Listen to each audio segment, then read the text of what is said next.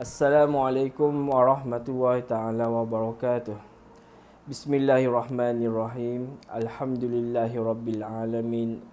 Wassalatu wassalamu ala asyrafil anbiya'i wal mursalin wa ala alihi wa sahbihi ajmain. Subhanaka la ilma lana illa ma 'allamtana innaka antal alimul hakim. Rabbana shrah lana sudurana wa yassir lana umurana wahlul 'uqdatam min alsinatina yafqahu aqwalana. Alhamdulillah, bersyukur kita kepada Allah Subhanahu Wa Taala. Kita masih lagi diberi ruang dan peluang, kesempatan untuk mengecapi nikmat daripada Allah Subhanahu Wa Taala. Dan sewajarnya kepada kita semua untuk mensyukuri segala nikmat yang kita dapat, yang zahir maupun yang batin. Sesuai dengan firman Allah Subhanahu Wa Taala, la in syakartum la azidannakum wa la in kafartum inna azabi lasyadid. Allah berfirman bahawasanya sekiranya kita bersyukur, Allah akan tambahkan lagi nikmat kepada kita. Manakala sebaliknya sekiranya kita kufur, Allah memberi peringatan, la inna azabi lasyadid, sesungguhnya azab Allah itu sangatlah pedih. Terlebih dahulu, izinkan saya memperkenalkan diri saya. Saya adalah Muhammad Rafi'i bin Noh. Sekarang bertugas di Sekolah Menengah Sains Bagan Dato' sejak dari 2015. Okey. Di kesempatan ini saya sebenarnya membuat rakaman untuk bertujuan berkongsi dan bersama-sama mengulang kaji salah satu tajuk daripada tajuk bahagian akidah tingkatan 5, iaitu Asy-Syahid. Nama Allah Asy-Syahid. Asy-Syahid adalah salah satu nama Allah dalam Asmaul Husna, iaitu yang bermaksud Allah Maha menyaksikan. So, sepintas lalu daripada saya. Kata Nabi SAW dari Abu Hurairah radhiyallahu anhu. Nabi SAW bersabda, Allah itu memiliki 99 nama yang bagus. Barang siapa yang mampu menghafalnya, maka dia akan masuk syurga. Sesungguhnya Allah itu ganjil, iaitu Esa, dan dia menyukai bilangan yang ganjil. Hadis daripada Sahih Bukhari. Maksudnya, kita sewajarnya, kita wajiblah, orang kata, menghafal 99 nama Allah dalam Asmaul Husna. Menghafal, bahkan kalau lebih baik kita beramal dengan nama Allah, 99 nama Allah, sebab fadilat dia sangat besar. Okey, baiklah murid-murid. Sebelum kita pergi lebih lanjut, eloklah kita sama-sama melihat standard pembelajaran supaya dapat membantu kita semua, terutamanya yang akan menghadapi peperiksaan SPM dengan silibus yang baru, supaya kita lebih terperinci dalam memahami tajuk. Bidang akidah, pelajaran ke-9, Allah Maha mengawasi. Unit 2, iaitu Allah Maha menyaksikan. Okey, apa yang kita akan belajar, apa yang akan kita ulang kaji ialah unit 2, iaitu Allah Maha menyaksikan. Okey, standard pembelajaran. Ustaz bahagikan kepada 4 bahagian utama untuk skop kita pada hari ini. Apa yang kita perlu faham, apa yang kita perlu hafal, apa yang kita perlu amalkan, kuasai dan amalkan. Iaitu yang pertama, standard pelajaran, murid akan dapat menyatakan maksud Asy-Syahid.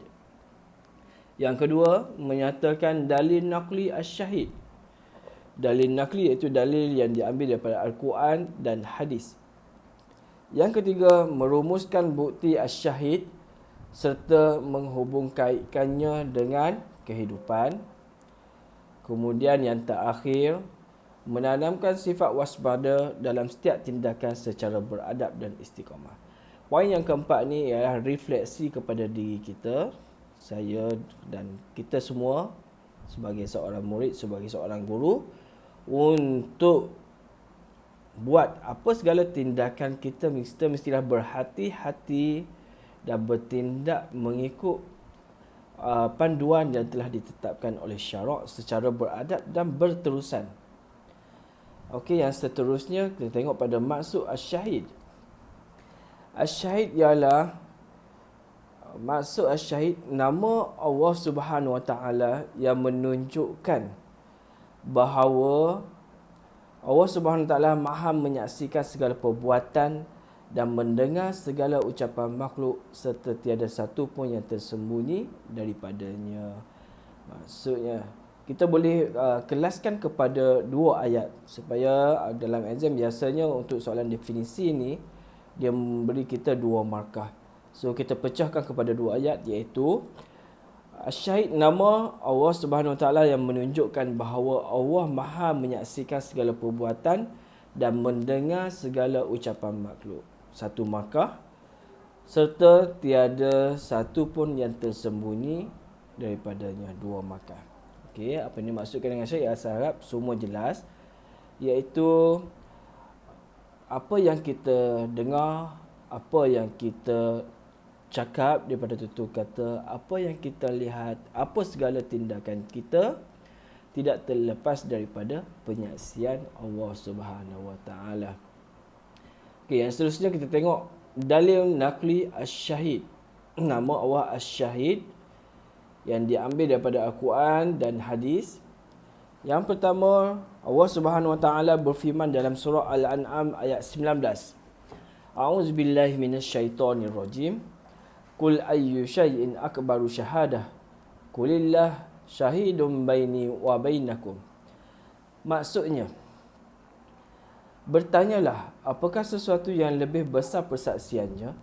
Katakanlah Allah menjadi saksi antaraku dengan kamu. Kita tengok perkataan syahadatan, syahidun, persaksiannya, menjadi saksi. Okey, ini salah satu daripada dalil daripada Al-Quran. Kita tengok daripada hadis.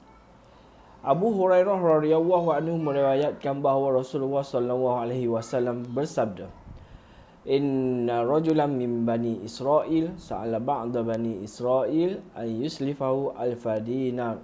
Faqala i'tini bisyuhada'i ushhiduhum. Faqala kafa billahi syahida. Maksudnya, daripada riwayat Al-Bukhari, maksudnya, sesungguhnya seorang lelaki daripada Bani Israel telah meminta daripada salah seorang mereka untuk minjam wang sebanyak 1000 dinar. Maka dia pun mengatakan, datangkanlah kepadaku seorang saksi agar dia menyaksikan bahawa kamu telah meminjam daripadaku 1000 dinar. Maka lelaki tersebut pun menjawab, cukuplah hanya Allah menjadi saksi. Tengok daripada cerita yang dibawa dalam hadis, diceritakan oleh Rasulullah bahawasanya ada dua orang Yahudi, yang mana seorang yang menjadi peminjam, seorang lagi yang memberi pinjam dalam jumlah yang banyak, 1000 dinar. Bila dikatakan suruh bawa saksi untuk menjadi saksi, maka dia kata cukuplah Allah menjadi saksi. Biasanya orang Melayu kita, macam biasanya dalam sumpah li'an, wallahi wa tawahi wa billahi, sama ada lelaki dan perempuan bersumpah li'an, dia akan menyebut wallahi wa tawahi wa billahi. Itu kita tengok betapa pentingnya, betapa besarnya bersumpah dengan nama Allah Subhanahu Wa Taala, kerana Allah menyaksikan apa yang benar, apa yang tidak benar. Cukuplah hanya Allah sebagai saksi. Kita tengok merumus bukti asyahid serta menghubung kaitkannya dengan kehidupan. Bukti Allah bersifat asyahid yang pertama, Allah menjadi saksi perutusan Rasulullah SAW ke atas umatnya. Allah Subhanahu Wa Taala berfirman dalam surah Al-Fatih ayat 28, A'udzubillahi minasyaitonirrajim. Huwallazi arsala rasulahu bil huda wa dinil haqq liyuzhirahu 'ala dini kullih wa kafa billahi syahida. Maksudnya, dialah yang telah mengutus rasulnya dengan membawa petunjuk dan agama yang benar, supaya dia memenangkannya ke atas segala bawaan agama yang lain, dan cukuplah Allah menjadi saksi. Di sini menerangkan bahawasanya Allah menjadi saksi ke atas pengutusan Rasul akhir zaman, iaitu Rasulullah sallallahu alaihi wasallam, untuk membawa ajaran yang sebenar. Yang kedua, Allah menyaksi dan menghitung segala amal perbuatan manusia. Allah Subhanahu Wa Taala berfirman dalam surah Al-Mujadalah ayat 6, iaitu yauma yab'atsuhumullahu jami'an fayunabbi'uhum bima 'amilu ahsahu wa huwa nasuh wallahu ala kulli syai'in syahid. Semasa, kita tengok maksudnya, semasa mereka semua dibangkitkan hidup semula oleh Allah, lalu diterangkan kepada mereka segala yang mereka telah kerjakan, Allah telah menghitung amal-amal mereka itu satu persatu, sedang mereka telah melupakannya, dan Allah menjadi saksi akan setiap sesuatu. Manusia itu sifat dia lupa, tapi Allah ni maha sempurna sifat dia, yang maha menyaksikan, yang tidak pernah lupa, dia tidak pernah tidur. Bahawasanya dalam ayat ni memberi penyaksian Allah kepada amalan manusia ketika hidup. Walaupun manusia lupa, tapi Allah tidak lupa. Yang ketiga, Allah Subhanahu Wa Taala saja menjadi saksi atas segala perkara yang nyata atau yang tersembunyi. Allah Subhanahu Wa Taala berfirman dalam surah Fussilat ayat 53, A'udzubillahi minasyaitonirrajim. Awalam yakfi bi rabbika annahu ala kulli syai'in syahida. Maksudnya, belumkah cukup bagi mereka bahawa Tuhanmu mengetahui dan menyaksikan tiap-tiap sesuatu? Dalam surah Al-Baqarah, firman Allah Subhanahu Wa Taala, lillahi ma fis samawati wa ma fil ard wa in tubdu ma fi anfusikum aw tukhfu yuhasibukum bihillah. Iaitu segala kepunyaan Allah lah apa yang ada di langit dan apa yang ada di bumi. Sekiranya kamu menzahirkan sesuatu ataupun menyembunyikan sesuatu, fayuhasibukum bihillah, Allah akan menghisapnya. Dihitung amalan kita, apa yang zahir, apa yang batin. Yang keempat, Allah menjadi saksi pembohongan orang-orang munafik. Allah Subhanahu Wa Taala berfirman dalam surah Al-Munafikun ayat 1.